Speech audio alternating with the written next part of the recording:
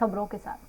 भानु प्रतापपुर विधानसभा उपचुनाव को लेकर प्रचार पूरे शबाब पर है। आज चुनाव प्रचार का अंतिम दिन है। दोपहर 3 बजे के बाद विधानसभा क्षेत्र में चुनावी शोर थम जाएगा। माइक से प्रचार बंद होने के बाद प्रत्याशी और पार्टी के नेता डोर टू डोर प्रचार करेंगे। निर्वाचन आयोग के निर्देश के अनुसार चुनाव के 2 दिन पहले ही माइक से प्रचार बंद कर दिया जाता है। भानु प्रतापपुर विधानसभा उपचुनाव के लिए 5 दिसंबर को चुनाव होगा। 8 दिसंबर को नतीजे आएंगे। सीएम भूपेश बघेल प्रचार के आखिरी दिन कांग्रेस प्रत्याशी सावित्री मंडावी के लिए वोट की अपील कर रहे हैं। मुख्यमंत्री की भानु प्रतापपुर विधानसभा क्षेत्र में 2 स्थानों पर आम सभा है। बीजेपी की ओर से भी दिग्गज नेताओं ने कमान संभाल रखी है। भाजपा प्रदेशाध्यक्ष अरुण साव की 3 जनसभाएं हैं। पूर्व मुख्यमंत्री रमन सिंह ने भी चुनाव प्रचार की कमान संभाल रखी है।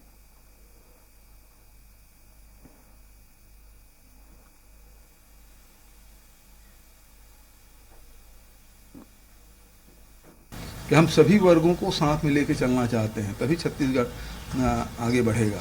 तो उस भावना के अनुरूप ही काम हुआ है।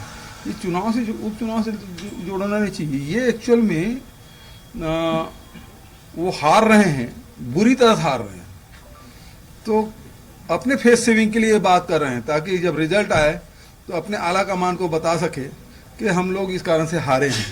तो वो हारने का बहाना ढूंढ रहे हैं, वो वैसे हार रहे हैं।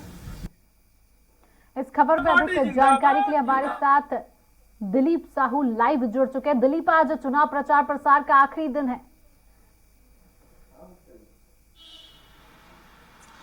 जी शिवांगी, बता दें कि भानु प्रतापपुर उपचुनाव के लिए 5 दिसंबर को मतदान होने हैं। अभी 2 दिन ही शेष रह गए हैं और आज प्रचार का आखिरी दिन है। आज दोनों दलों की ओर से बात करें, कांग्रेस की ओर से तो मुख्यमंत्री भूपेश बघेल, पीसीसी अध्यक्ष मोहन मरकाम, मंत्री कवासी लखमा, मंत्री अमरजीत भगत सहित पीसीसी के तमाम पदाधिकारी, बड़े नेता वहां सक्रिय हैं और लगातार चुनाव प्रचार में लगे हुए हैं। और आज मुख्यमंत्री की 2 बड़ी आम सभा है। इसके अलावा लगातार प्रदेश अध्यक्ष मोहन मरकाम के नेतृत्व में वहां कांग्रेस के तमाम दिग्गज मैदान पर है और लगातार सावित्री मंडावी जो कांग्रेस की प्रत्याशी है उनको जिताने के लिए घर घर कैंपेनिंग भी कर रहे हैं और तमाम जगहों पर प्रचार प्रसार जोर शोर से चल रहा है।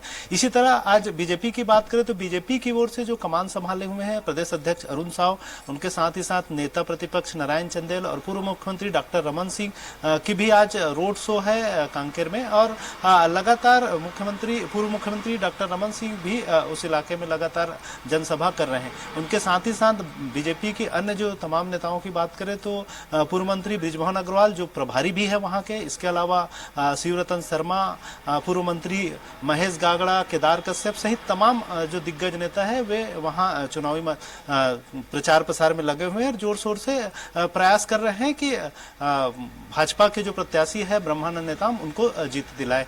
तो खास करके बात करें चुनाव को लेकर वहां की शिवांगी, तो वहां करीब 1,97,000। दिलीप, मैं आपको रोकना चाहूंगी। हमारे साथ सुशील आनंद शुक्ला जी जुड़ चुके हैं, कांग्रेस के संचार प्रमुख हैं ये। आपका बहुत स्वागत है सुशील जी स्वराज एक्सप्रेस में। बहुत धन्यवाद आपको। आज सीएम भूपेश बघेल भानु प्रतापपुर के दौरे पर हैं और आज चुनाव प्रचार प्रसार का आखिरी दिन भी है। क्या कुछ कहेंगे, आपको क्या लग रहा है 2 दिन बाद भानु प्रतापपुर में चुनाव होने जा रहे हैं? क्या कुछ माहौल, क्या कुछ? जी देखिए, भानु प्रतापपुर की जनता ने यह निश्चय कर लिया है कि वहां से कांग्रेस की प्रत्याशी श्रीमती मनोज मंडावी को प्रचंड बहुमत से विजयी बनाए।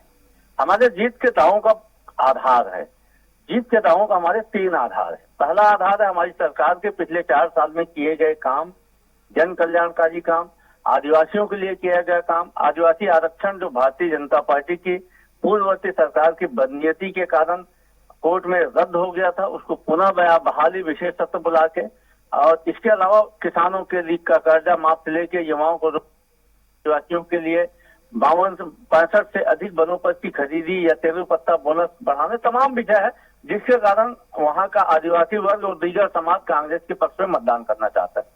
दूसरा जो आधार है हमारे पूर्व विधायक स्वर्गीय मनोज मंडावी की उस क्षेत्र में लोकप्रियता, और उस लोकप्रियता के साथ साथ लोग श्रद्धांजलि स्वरूप मनोज मंडावी की पत्नी को वोट देना चाहते हैं।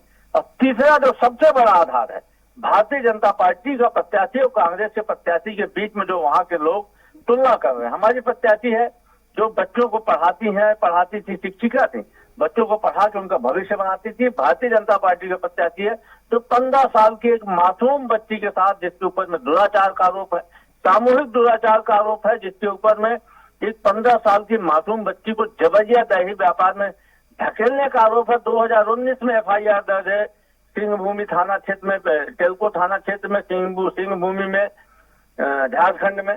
तो भारतीय जनता पार्टी का प्रत्याशी जिस प्रकार से एक बलात्कारी है, हमारी प्रत्याशी एक शिक्षिका है, इसका लोग तुलना कर रहे हैं कि भारतीय जनता पार्टी एक ऐसे आदमी के साथ खड़ी हुई है जो समाज के ऊपर कलंक है, जिसके कारण आज भानु प्रतापपुर शर्मिंदगी महसूस कर रहा है। दूसरी तरफ कांग्रेस की प्रत्याशी है जो नौनिहालों को, बच्चों को पढ़ा के उनका भविष्य संवारती है। तो ये 3 प्रमुख आधार है जो हमारे जीत के दावों को पुख्ता करते हैं। जी सुशील जी, हमारे साथ बीजेपी से अमित चिमरानी जी भी जुड़े हुए हैं। अमित जी, आपका बहुत स्वागत है स्वराज एक्सप्रेस में। धन्यवाद आपका। अमित जी, हमारे साथ कांग्रेस संचार प्रमुख सुशील आनंद जी जुड़े हुए। उनका कहना है कि भानु प्रतापपुर में जिस तरह से लोग कांग्रेस के प्रत्याशी और बीजेपी के प्रत्याशी के बीच में जो तुलना कर रहे हैं, कांग्रेस के प्रत्याशी की अगर बात करें तो वो कह रहे हैं कि कांग्रेस का प्रत्याशी जो खड़ी हुई है वो शिक्षिका है और बीजेपी के प्रत्याशी एक बलात्कारी के रूप में देखे जा रहे हैं। अमित जी, देखिए, जहाँ तक आरोप की बात है तो आरोप हमारे प्रदेश के माननीय मुख्यमंत्री जी के ऊपर भी है। और कौन सा आरोप है? उनके खिलाफ चार्जशीट फाइल हो चुकी है और वो जमानत पर बाहर हैं। हमारे प्रत्याशी जो हैं आदिवासी समाज के युवा, उनके खिलाफ कोई चार्जशीट फाइल नहीं हुई आज तक। 3 साल हो गए, एक भी समन उनको नहीं दिया गया था, नोटिस नहीं दिया गया था। और आज भी जब झारखंड की पुलिस जब आई है आज भी, तो उनकी गिरफ्तारी नहीं हुई है। इतना गंभीर आरोप अगर कांग्रेस बता रही है, इतनी बड़ी बड़ी बातें बता रही है, तो निश्चित तौर पर ऐसे मामलों में कार्रवाई होती, जो कि नहीं हुई है। तो इस बात का ये प्रमाण है कि इसमें कोई कंफ्यूजन की स्थिति है। और चूंकि कांग्रेस के पास गिराने के लिए विकास के काम नहीं थे, इसीलिए एक स्क्रिप्ट रची उन्होंने, जिसमें भी वो विफल हो गए हैं। दूसरी बात जो हमारे साथी प्रवक्ता ने कही कि जनता लालायित है कांग्रेस को वोट करने के लिए, और आदिवासी समाज का नाम लेकर कहा बहुत खुश है आदिवासी समाज।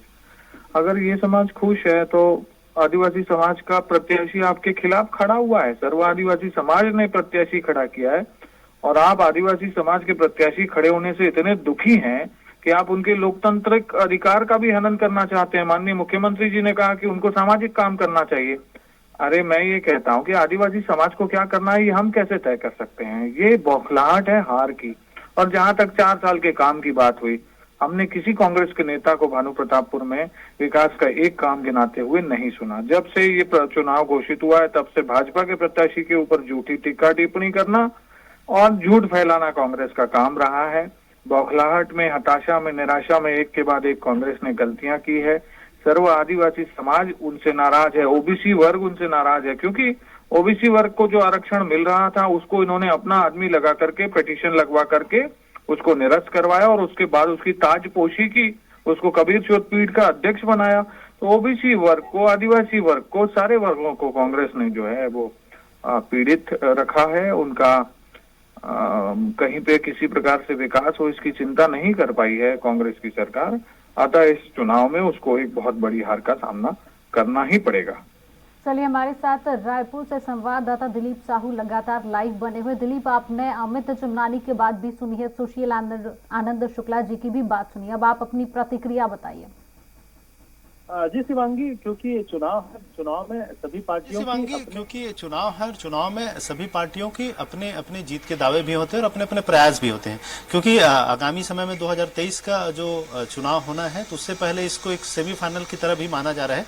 तो दोनों पार्टियों का अपना जोर है कि इस चुनाव को जैसे तैसे जीते। और हालांकि अपने अपने दावे हैं, सरकार के अपने दावे हैं, सरकार के पक्ष है कि वो सरकार के कामकाज और आदिवासियों के लिए जो काम किए हैं उस आधार पर उन्हें जीत हासिल होगी। वहीं बीजेपी का कहना है कि सरकार ने आदिवासियों के साथ छलावा किया है, उसको मुद्दा बनाया है। जिस तरह से हाईकोर्ट में जो आरक्षण का मसला आया था, जिसको असंवैधानिक करार दिया गया था, उसको लेकर कहीं ना कहीं बीजेपी एक बड़ा मुद्दा बनाकर लगातार सरकार के खिलाफ सड़क पर उतर आई थी और उसके एसटी मोर्चा की ओर से लगातार आंदोलन किया गया था। इन तमाम चीज़ों को लेकर बीजेपी की अपनी कवायद है, कांग्रेस की अपनी कवायद है। इसके अलावा कुल 7 प्रत्याशी इस मैदान पर है, जिसमें हैं सर्व आदिवासी समाज की ओर से, अकबर राम को राम भी मैदान पर है। तो देखना होगा कि तमाम जो समीकरण है वो किस तरह से बैठता है, उसके बाद ही यह कहा जा सकेगा कि किस तरह से होना है। हालांकि अपने अपने प्रयास है, दोनों दलों की ओर से जोर आजमाइश खूब की जा रही है। आज चुनाव प्रचार का अंतिम दिन है। एक तरफ कांग्रेस की ओर से जहां मुख्यमंत्री भूपेश बघेल खुद कमान संभाले हुए हैं, आज 2 उनकी बड़ी सभाएं हैं। इनके साथ ही साथ पीसीसी अध्यक्ष मोहन मरकाम सहित तमाम जो बड़े नेता है वे लगातार चुनाव प्रचार कर रहे हैं। वहीं बीजेपी की बात करें तो बीजेपी की ओर से भी प्रदेश अध्यक्ष अरुण साव के अलावा नेता प्रतिपक्ष नारायण चंदेल, पूर्व मुख्यमंत्री डॉक्टर रमन सिंह सहित तमाम जो आला नेता है वो कमान संभाले हुए हैं और प्रचार प्रसार कर रहे हैं। तो तमाम ये जानकारी के दोनों लिए पार्टियों शुक्रिया। की आगे अपनी आपसे अपनी और भी कवायद है। अपडेट लेते रहेंगे, बने रहिएगा दिलीप जी। सुशील जी, अमित जी, आपका बहुत बहुत शुक्रिया स्वराज एक्सप्रेस में जुड़ने के लिए।